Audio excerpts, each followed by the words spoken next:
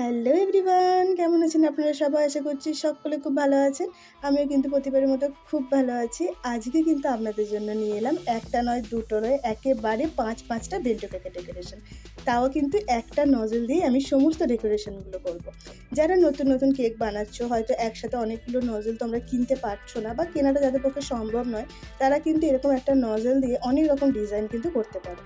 দেখো, সবার প্রথমে আমি একটা বেন্টো ফিনিশিং করে নিয়েছি, দেন একটা স্টার নজলের মধ্যে হোয়াইট ক্রিম ভরে নিয়ে সেটা দিয়েই কিন্তু টপে একটা ফ্লাওয়ার টাইপের ডেকোরেশন করছি। এরপর দিয়ে দিচ্ছি কিছুটা পার্ল বল।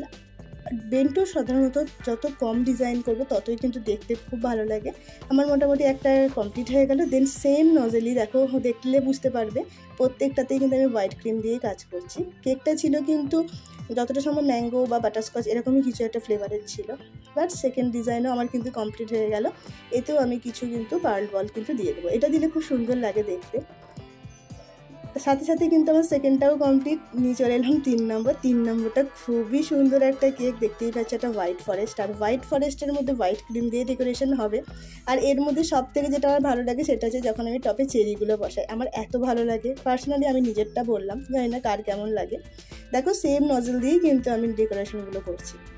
এর মধ্যে বসিয়ে দেবো কিছু চেরি, বাস চেরিটা বসিয়ে দিলে আমার এই হোয়াইট ফরেস্টটা কমপ্লিট হয়ে যাবে।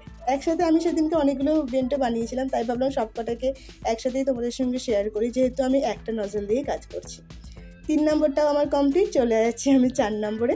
4 নম্বরটা যেটা করছি, দেখো এটাও কিন্তু আমি ফিনিশিং করে নিয়েছি। আর নজলটাকে জাস্ট একটা বর্ডার টাইপের করছি। নজলটা নিশ্চয়ই তোমরা লক্ষ্য করছো, একটা নজল দিয়ে।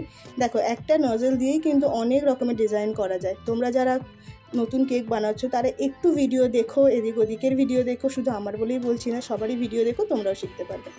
5 নম্বরটাতে নজলটা লাগেনি, বাট করেছিলাম বলে তোমাদের সঙ্গে শেয়ার করে দিলাম এই ডেকোরেশনটা। তোমরা কিন্তু এবার জানিও তোমাদের কোন কেকের ডেকোরেশনটা ভালো লাগলো। আমার কাছে ভিডিওটা অনেক দিন ধরেই ছিল, তাই ভাবলাম তোমাদের সঙ্গে শেয়ার করি।